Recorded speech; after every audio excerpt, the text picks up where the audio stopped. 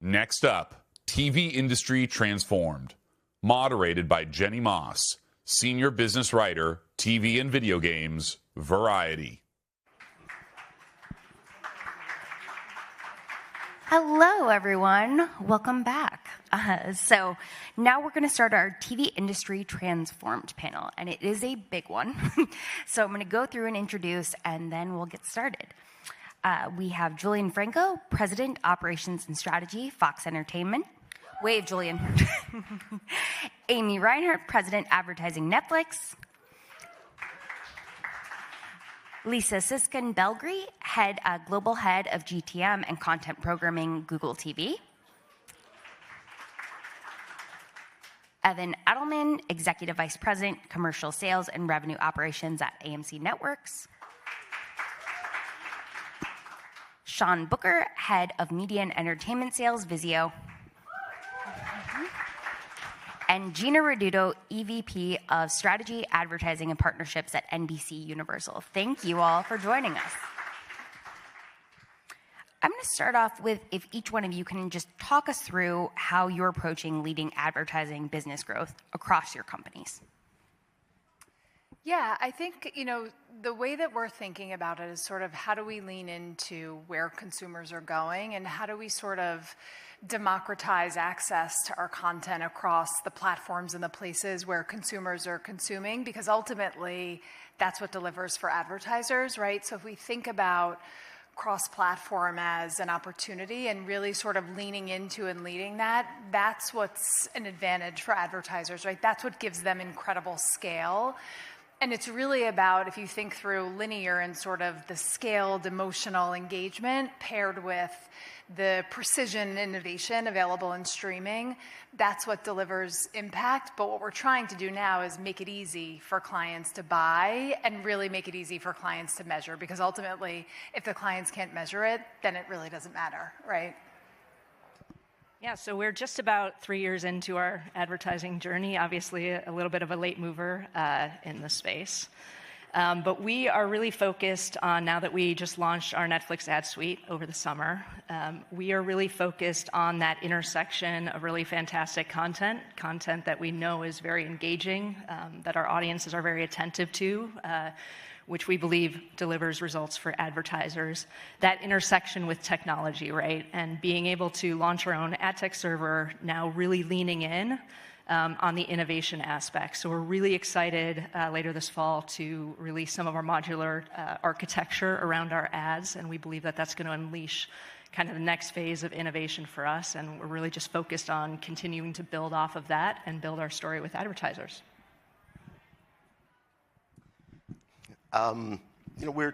We're trying to really figure out how to just get in front of the most amount of viewers as we can. With viewership so fragmented today, none of us in this room are watching the same show at the same time on the same platform ever. And I think what AMC Networks is known for is the incredible content that we create, the series that we promote, and the fandoms that follow them. So the last 5 years, we've built out a lot of technology in-house to be able to combat this fragmented moment that we have here in television. And the way that we're trying to capitalize that on is to make it easier for clients and advertisers and our partners to understand what true fandom is versus passive viewing. And passive viewing doesn't really, it doesn't exist as much as it used to. It still exists somewhat in sports, but with the rise of streaming and CTV, the new currency is a fan, we feel, and that's really what we deliver in large audiences when aggregated across all the different endpoints that we deliver our programming to. Yeah, so I have a little bit of a different perspective because I actually sit on Google TV. I work on Google TV, which is an operating system. So it's a bit different than coming from the content side. We are an aggregator of all of the content. So we're content agnostic in the sense that we actually don't have our own content. We show all the likes of all of these folks, making sure that users can find their content. And so as far as advertising, Google obviously isn't new to advertising, but Google TV is relatively new to advertising. And how are we telling that connected TV story in addition to how it can partner with YouTube as well. So really exciting. It's like I said, it's a relatively, few years new space for us, and we're just really looking how to innovate. Everyone's going to mention measurement. I think we can all just hold up signs of like what is important to advertising is measurement, and we want to make sure that we're offering that to both our advertisers and then obviously on the user side, making sure that they're seeing ads that make sense for them when they're turning their TV on. For us at Fox, we think about how advertisers can access news, sports, entertainment, and digital content with over 100 million users a month on Tubi via one Fox. I would say specifically for us at Fox Entertainment, what we think about is outside of the broadcast time on the linear network, we actually then think more like a studio and become platform agnostic, right? We care deeply about our content, but we care less outside of Fox platforms where it might happen. So we're okay with viewing that might happen on Hulu, let's say, for day after broadcast, if it happens on Netflix with the season 1 premiere of Doc on Netflix, which is top 2 show, so we're super happy about that. And then we think about like our partnership with the world's #1 food influencer in Gordon Ramsay, and knowing that that viewership happens across Instagram, TikTok, YouTube, etc. And what we do for advertisers is then aggregate that. So when an advertiser knows that what works for them is advertising that's in the green with premium adjacency to food, we give them the full menu of options, no pun intended, where they can buy and engage with whatever type of ads might work for whatever campaign they're trying to activate. Yeah, and for me, I'm really focused on being the biggest cheerleader for the home screen and just delivering scalability. Amen. Right? I mean, Evan, you mentioned just bringing, mass viewers. That's what we do. I mean, the home screen truly is the beginning for every Vizio consumer who turns on their TV for search and discovery. And we're building big, bold innovation on the home screen, from click to trailers to animation. We continue to push the limits with our product team, always keeping at the forefront the Vizio customer and the content and entertainment discovery service. So really, as linear is the headline as it continues to erode, and SVODs continue to deal with the challenges of retention and churn. Truly, the home screen is the new linear replacement. Your brands can be front and center in front of millions of TVs. We have a footprint of 25 million ACR opted-in television. So that's what we're focused on, just continue to bring scalability for the home screen. Is there a major trend, such as the decline of linear ad spending combined with the rise in digital and connected TV, that might be impacting your work priorities right now? I'd say, and I think we've all sort of touched on it, but just this idea that showing up in the formats and on the platforms where consumers are consuming actually creates an opportunity, right? When you think about harnessing all of those different, we have 200 digital endpoints, that's 286 million people each month. And so I actually think that's foundational to an advertiser, right? That immediate reach is sort of the key part of the performance equation. So I actually think in some ways, being able to show up in the format or on any sort of screen and in a way that the consumer likes is an opportunity.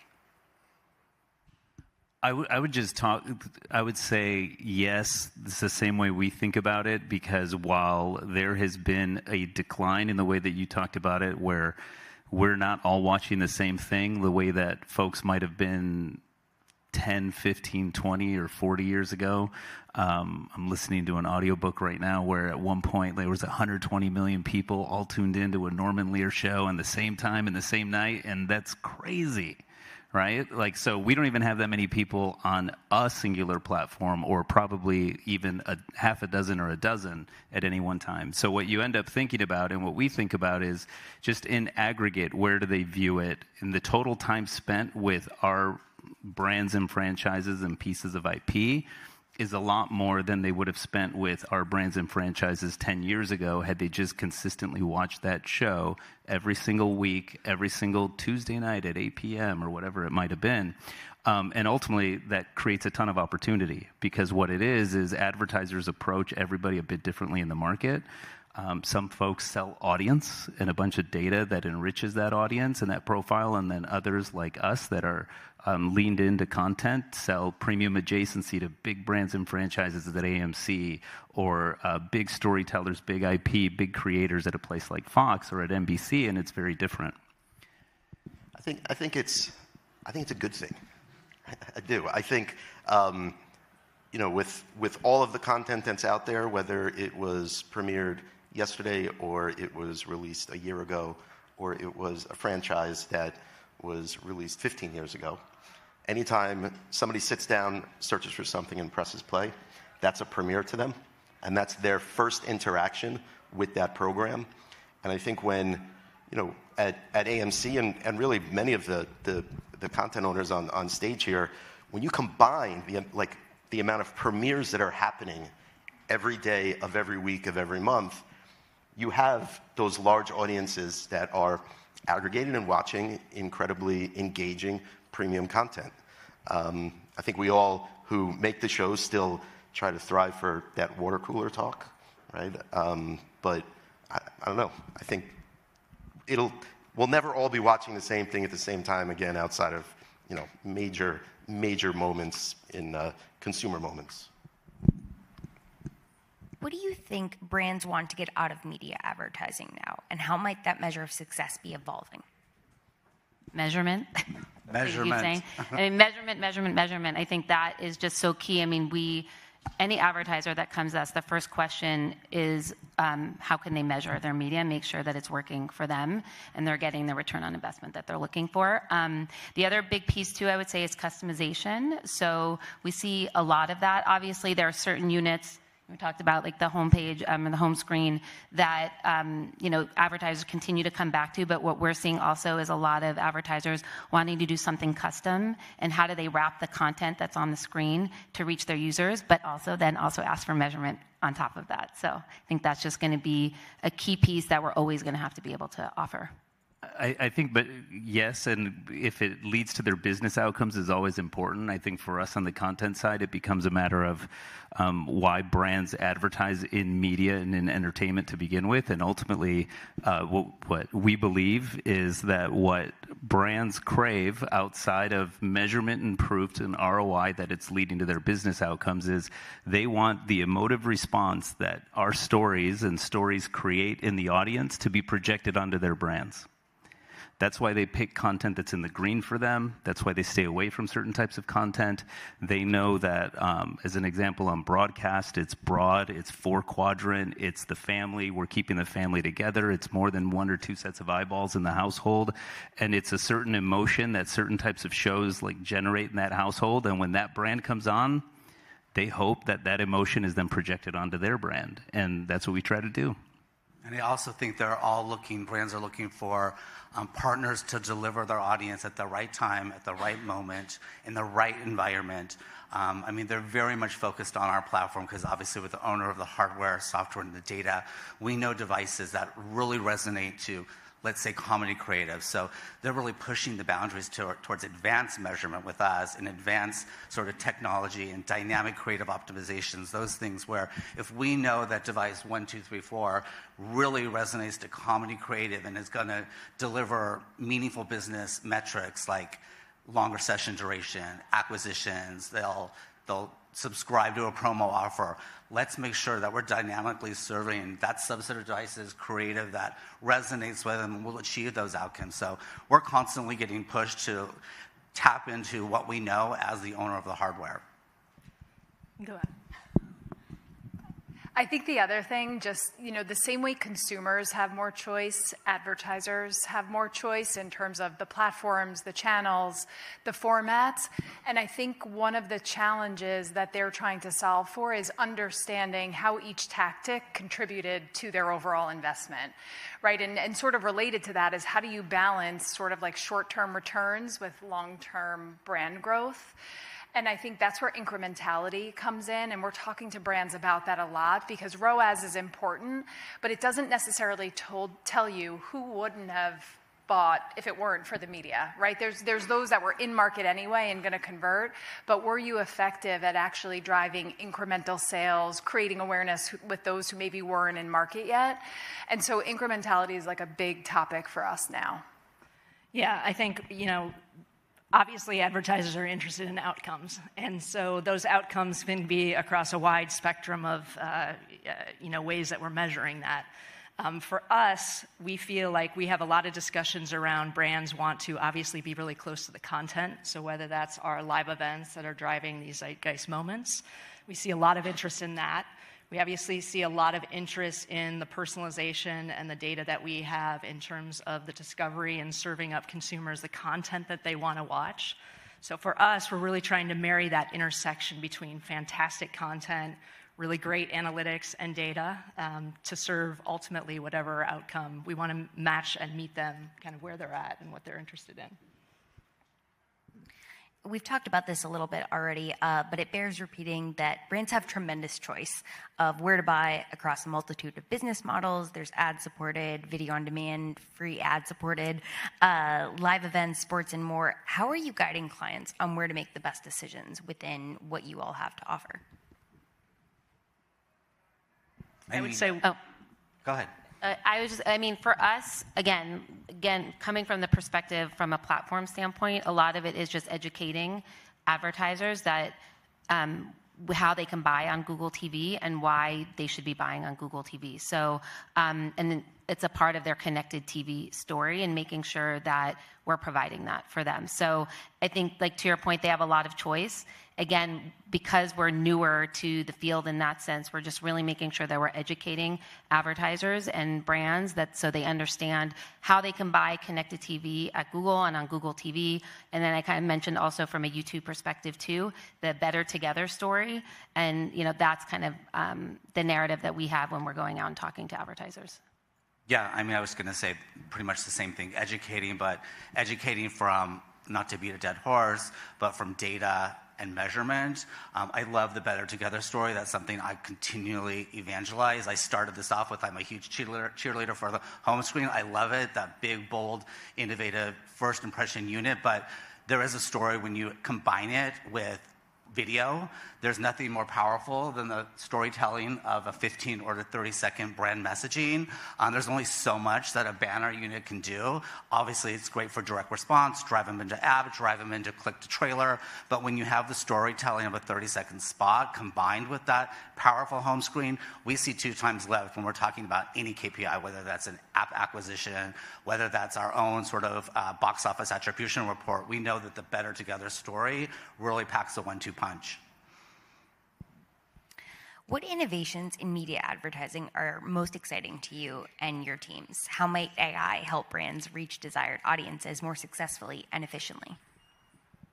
Yeah, I talked about a little bit about it before, but in terms of the personalization aspect, so obviously on the platform side, we're serving up artwork and content that we believe is very personalized for the end user in terms of content that they're interested in. We see that same opportunity in the advertising space, being able to serve up creative, being able to serve up ad loads that are personalized, being able to serve up frequency caps that are personalized. So we see a huge opportunity also in terms of just the vast amounts of content that we're producing and those high fidelity assets, being able to serve up really robust and creative advertising in a scalable fashion. So that's what I'm really excited about, because it feels like there's a lot of innovation going on in the space, and every week you see the advancement in terms of these capabilities. I think there's a lot in terms of what AI is doing for our capabilities. You take something like contextual. Contextual is nothing new, but I think given the advancements in AI, the level of granularity you can achieve in terms of contextual relevance without sacrificing scale is pretty remarkable.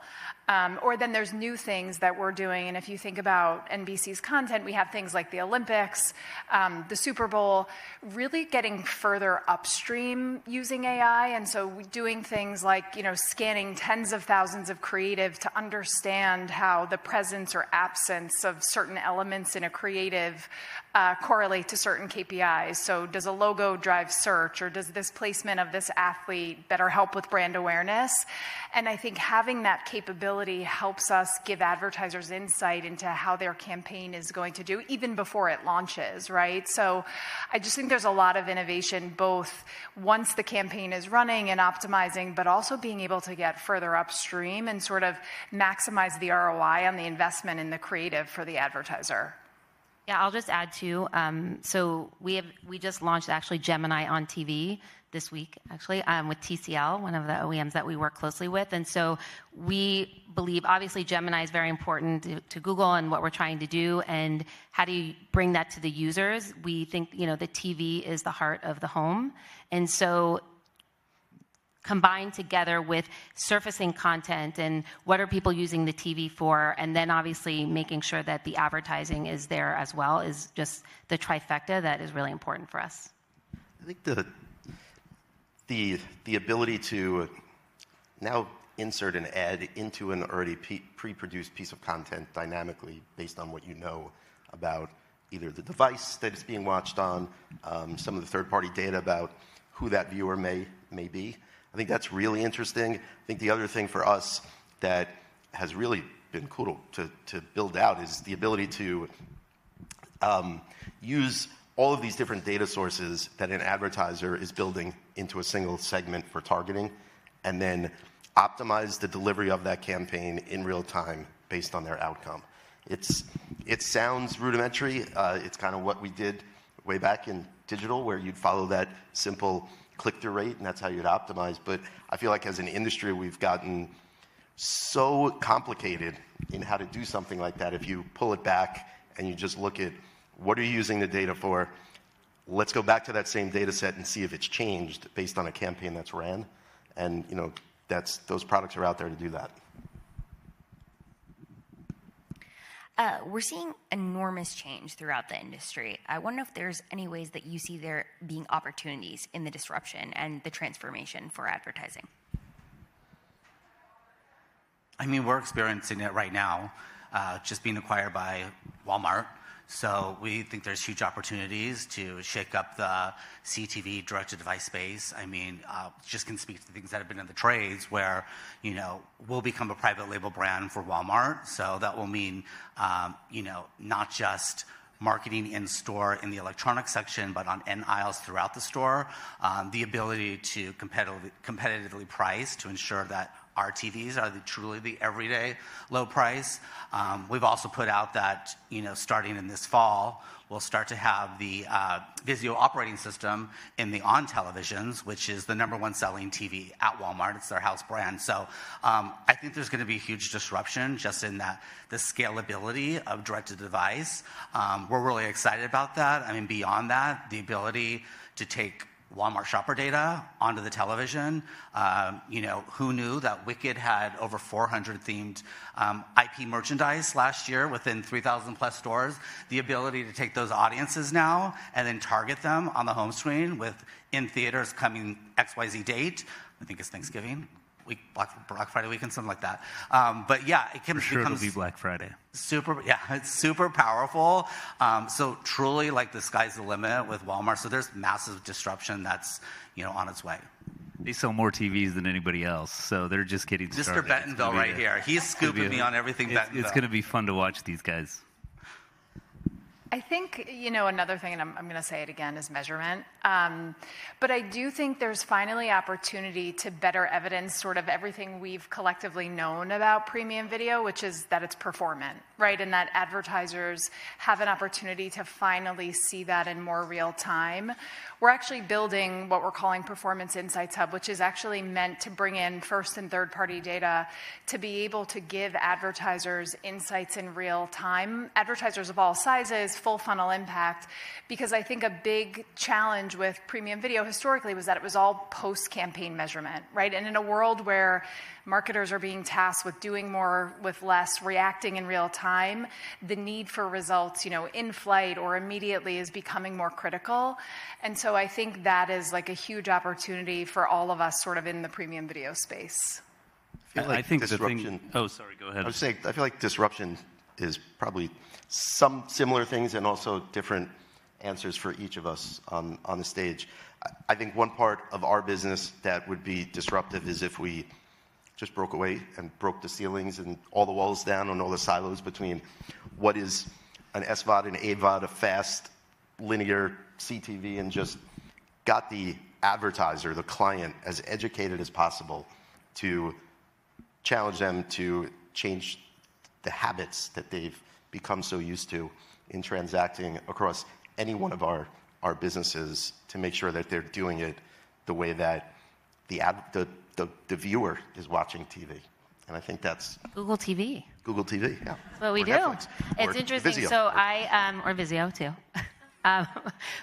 So it's interesting because I sit on my team. Actually, one side does monetization, and then I actually run the content programming team, which is really interesting. So, and obviously there is a component that is algorithmic.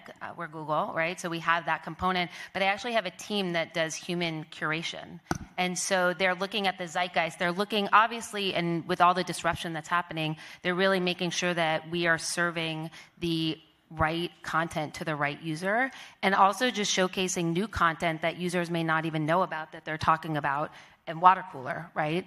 And making sure that we're surfacing that. And then how are we using some of that component to then also marry with monetization? So it's really interesting sitting on both of those teams in the sense that, you know, depending on the meeting that I'm going to, putting my hat on, but then how are we bringing that all together to make sure that we're bringing it to the advertiser? And then obviously I keep saying the user. Julian, did you? Well, I was just going to say, like, because I'm on the content side, so although I grew up on the advertising side, and having built some of the APIs that are hanging around in Bentonville on the TV side, one of the things that I think I get excited about as a consumer is that ultimately you want, and most people like advertising if it introduces you to products that make your life better and make your life easier. And if we think about how time constrained we are, I don't know about anybody else in this room, but I don't really like spending time in stores, right? So when I think about, as a consumer, what that could mean, and when I think about the opportunity ahead of you guys and at Google, is ultimately 95% of America will shop with Walmart every single year. And they always say, if you buy a pregnancy test and a set of diapers, they can predict the next 20 years of your life. Right? So then when you think about that type of data and the things that they could introduce you to via commercials to be able to just stock your pantry, because that's really what you're trying to do, right? Aside from looking for like mealtime solutions, what you're really trying to do is like, oh yeah, that'd be nice to have around. And if you could take that 5-way remote, like QR is like, you know, QR codes on TVs, like that's trying to like make fetch happen, right? So it's one of those things like where what you really want is you really just want to take that 5-way remote and go, yeah, click OK and just have it be in your shopping cart. You don't want to deal with the checkout process. You don't want to go through cart and checkout while you're trying to watch something, but sure, stock my pantry, add it there, and then I'll decide or save for later. Like, yeah, I'm excited as a consumer. Like, make my life even easier. Because my work's hard enough. Not me, Walmart people. Because my work's hard enough, right? But if you can make the life easier, like it's great as a consumer, and it's super exciting time. Shoppability will be huge in the future, especially, you know, not just for us, but I think across all the OEMs. I mean, you said, truly the TV is the heartbeat of the home. So the ability to transact, the ability to check your ADT security camera on your TV, things like that, I think will clearly come to the forefront, you know, in the near future. By the way, also, if I shop at home, I'm not taking my kids to the store. I have 2 teenage boys. Like, the shopping carts are twice the size if they're in the store. That is very true. What are current pain points for you in your work today, and what do you hope continues to be refined, improved? We've talked about measurements a lot here, so agreed upon measurement metrics. Yeah, I think to further elaborate on measurement, though, what we've seen, and as we get into the live space, the pain point being the inability to measure across different platforms, right?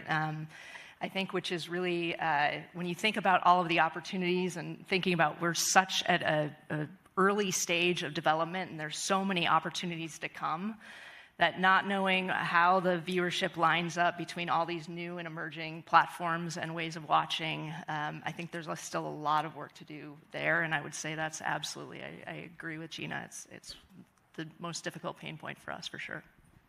I don't know if there's been a disruption in how measurement is defined in probably 20 years in television. I'll admit, I'm only 6 years into television, and I still can't believe we haven't figured it out yet. But just the idea of so much measurement done on, such a finite amount of people in a panel, which I get, but today you're looking at 50 million different homes that have devices coming in and out of the home every single day.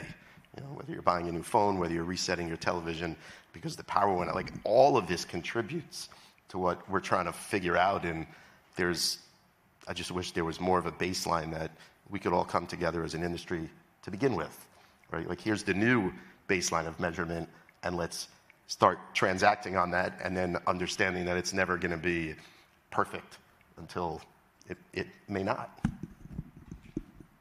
You said pain points, and I looked at the clock, and I'm like, there's only 10 minutes. There's definitely not enough time. I think for us, what we think about at Fox, what our challenge is we don't get to score many points at Fox for like managing our business. That's like table stakes. We get points for growing our business and thinking about like how is it that we grow the business, what opportunities are there, and what are we working on. And I think disruption across advertising, we've been dealing with massive disruption in distribution. I think what we spend a lot of time thinking about, which will likely ultimately impact advertising as much as other areas, is that next wave of disruption that will ultimately be how content is created, right? And then how quickly that will accelerate, and how personalization will ultimately impact that, right? So the types of stories that we want to engage with. If we remember back to, I'm instantly going to age myself when I was a kid, but choose your own adventure books, right? You'd be like, turn to page 83. And it's one of those things where if you can and it's not the gamification of content, but ultimately the ability to accelerate the type of content that's created so that you can take different journeys through a story. I think we spent some time thinking about that and try to look a little bit further out than just the next 1 to 3 years, and think about what it looks like 3 plus 5, and with as much clarity as possible, knowing that we're all wrong, but we just hope to be directionally accurate. What is a highlight in your work over the next year? And you're speaking of the future and looking ahead. Is there anything that will impact the way you look to do business in 2026 and beyond that you have coming up? For us, the next 2 years as it relates to content is, the most incredible thing. You think about legendary February, we have the Super Bowl, we have the NBA All-Star Game, we have the Olympics, and then later in the year we have the World Cup. I think the content itself is so amazing, but sort of the breadth and diversity of the consumer that comes in with that content is an incredible learning experience for us. And we learned so much about viewing behavior. It's an opportunity to really test ad innovation and lean in. And so it's really the perfect testing ground for us to figure out how do we create the best user experience and ultimately the best advertiser impact, after that. Yeah, I think the thing that I'm excited about is we may think that we know what the next couple of years are going to hold, and certainly for us is still early and so much innovation rolling out. But going to the consumer research panels or getting consumer insights, and it's that one spark that may pivot your strategy or things that you're focused on. I think that's what's so exciting to me, because the space is so dynamic and changing so quickly. So I'm just excited to learn what we don't know right now. I think that was perfectly said. Really, I think we have no idea what's gonna come, and for me in my career, that's what's always been exciting about the job that I've done, which has always been backed with technology and media and technology in that intersection. So I think I'm gonna go with what Amy said. Yeah, I'll add just innovation. So I sit in a unique spot within Google in the sense that I actually sit in the product org and work very closely with the ads org. But because I sit so closely with product, I can go to my PMs and say, this is what we're hearing from advertisers, this is what they want, or this is what we're just hearing in general in the zeitgeist that we need to build.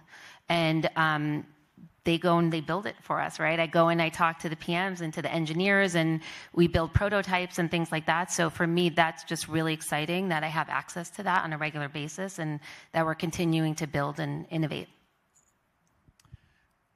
For 26, I think ultimately the big challenge of trying to make sure you extend, from our perspective, brands and franchises to wherever the customer's watching, because that's going to continue to get fragmented as people spend more time with different types of content and different types of apps on their phone.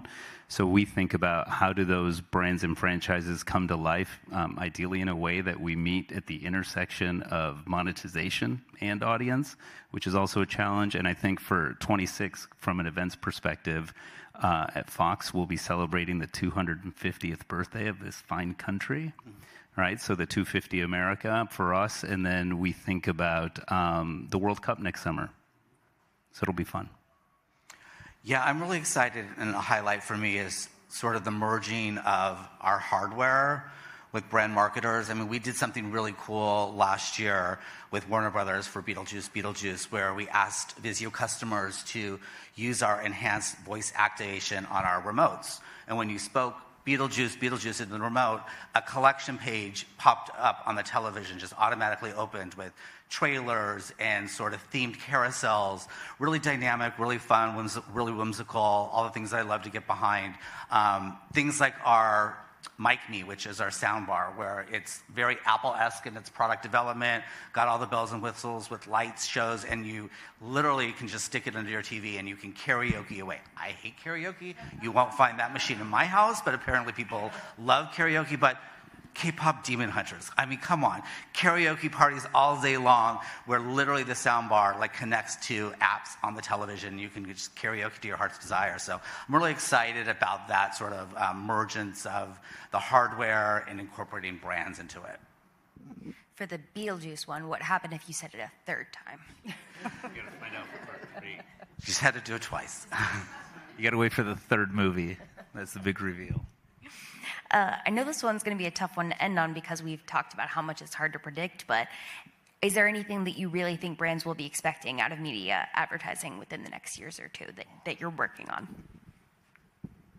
I would say more and more and more, because it's always more measurement, more clarity. Tell me more about the customer. Can I bring my data? Can I just I mean, first to market? Yeah.